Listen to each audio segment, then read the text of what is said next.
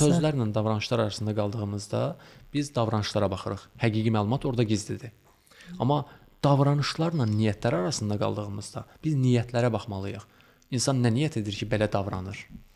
Hə? Misal üçün deyək ki, bir nanəcibin biri bir xanıma misal üçün pislik eləmək üçün ona yaxşı davranışlar sərgiləyə bilər. Yaxşı sözlər deyə bilər, dəyərli hiss etdirəcək sözlər də deyə bilər. Amma niyyəti başqa olmuş ola bilər. Onda belə çıxır ki, bizim bu dəyərsizliyimiz görsəl olaraq göstərmək istəyirik və bu xanımlarımızın əksəriyyətində əməliyyatlara daha çox, düzdür, bəylərimiz də gedir əməliyyatlara. Bir var tələbdən, bir də var tələbdən yox.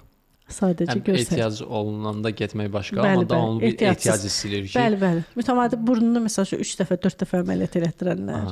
İnsan belə bir şey deyim, bir insan gedib burnunu əməliyyat elətdirə bilər. Burada bir problem yoxdur. Amma bir insan davamlı bir ehtiyac hiss edir ki, mən bir yerləri dəyişdirim özümdə. Bu əməliyyatı edim, qaşımı düzəldim, kipriyimi düzəldim, davamlı və qane etmirsə, burada baxsın nəyə misal üçün. Burnumu əməliyyat elətdirdim. Düşündüm ki, burnumu əməliyyat elətdirsəm çox xoşbəxt olaram da, özümü çox dəyərli hiss eləyərəm. Burnu əməliyyat edəndən sonra, müəyyən bir müddətdən sonra yenə eyni hissimi yaşadım. Yenə dəyərsiz hiss etdim.